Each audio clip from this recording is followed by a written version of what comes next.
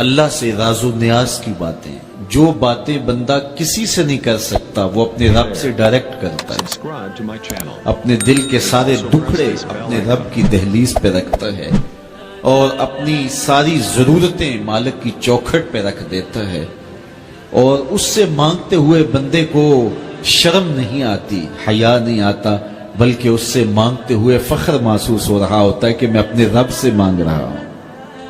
کسی اور سے مانگیں تو جھجک لگتی ہے، لیکن مالک سے مانگیں تو اپنائیت کا احساس ہوتا ہے کہ میں اس سے مانگ رہا ہوں، اس لیے کہ وہ ہمارا رب لگتا ہے، ہمارا اس سے ربط کتنا گہرا ہے۔ مسجد نبوی کا ایک کونا تھا اور ایک بندہ وہاں بیٹھ کے دعا مانگ رہا تھا، اس کے دعا کے لفظوں پہ غور کیجئے، اے اللہ میں تجھ سے اس لیے مانگتا ہوں کہ تو میرا اللہ ہے، تیرے علاوہ میرا ہے بھی تو کوئی نہیں۔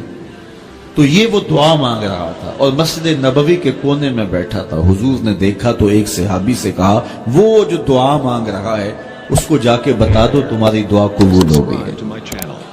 وہ مانگ اس ڈھب سے رہا ہے۔ تو یہ دعا اپنے رب سے نیاز ہے، دعا خود عبادت ہے۔ جب تمہاری ضرورتوں کا کفیل وہ ہے تو پھر اس سے نہیں مانگیں گے تو کس سے مانگیں گے؟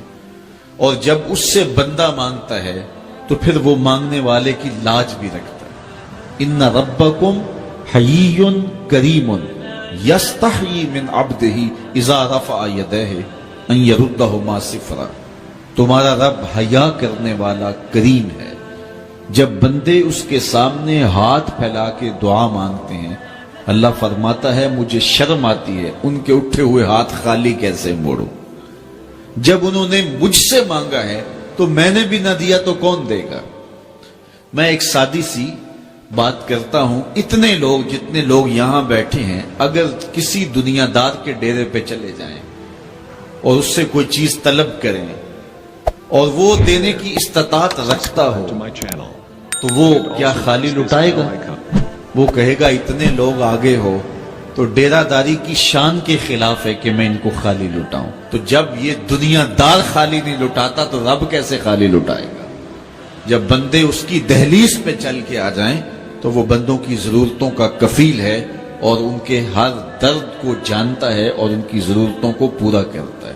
علماء نے کہا دعا ہر صورت قبول ہوتی ہے، یا تو یہ ہے کہ فوراً قبول ہو جاتی ہے، جو مانگا فوراً مل گیا، اور کبھی ایسا ہوتا ہے کہ فوراً نہیں ملتا، حکمت ہوتی ہے اور فوری دینا مناسب نہیں ہوتا تو اس کو فوری نہیں دیا جاتا، لیکن دعا بعد میں کچھ عرصے کے بعد اس کی ڈیمانڈ پوری کر دی جاتی ہے۔ اور کبھی ایسا ہوتا ہے نہ فوری دیا جاتا ہے نہ بدیر دیا جاتا ہے، اس دعا کو ذخیرہ کر لیا جاتا ہے اور حشر کے دن اس کا بدلہ دیا جاتا ہے۔ اور روایت میں آتا ہے حشر کے دن جب ان دعاؤں کا بدلہ دیا جائے گا جن کا بدلہ دنیا میں نہیں ملا تھا تو لوگ آرزو کریں گے کاش کہ دنیا میں کوئی دعا قبول ہی نہ ہوئی ہوتی، سارے صلے آخرت میں ملتے۔ اللہ اکبر۔ کبھی ایسا ہوتا ہے جو مانگا جاتا ہے وہ نہیں دیا جاتا، اس کے بدلے میں کچھ اور چیز دے دی جاتی ہے جو اس کی ضرورت ہوتی ہے اور جو اس کے لیے مناسب ہوتی ہے۔ وہ کچھ اور مانگ رہا ہوتا ہے لیکن اللہ اپنی حکمت کے تحت اسے کچھ اور عطا کر دیتا ہے۔ بہر صورت دعا قبول ہوتی ہے اور بندوں کے اٹھے ہوئے ہاتھ اللہ پسند کرتا ہے۔ آج یہ بھی بحث چلتی ہے نہیں مانگنا چاہیے، فلاں وقت میں نہیں مانگنا چاہیے، تو وہ کہتا ہے مجھ سے مانگو جب بھی مانگو، میرا دست کرم تمہیں دینے پہ آمادہ ہے۔ اور اگر کوئی نہیں مانگتا تو فرمایا کل ما یابو بکم ربی لولا دعاؤکم، اے محبوب فرما دو اگر یہ نہیں مانگیں گے تو اللہ بھی پرواہ نہیں کرے گا۔ مانگنا تمہاری ضرورت ہے، اگر تم مانگتے رہو گے تمہاری جھولیاں بھرتا رہے، اور اگر تمہیں اسے نہیں پکارو گے تو وہ بھی تمہاری پرواہ نہیں کرے گا۔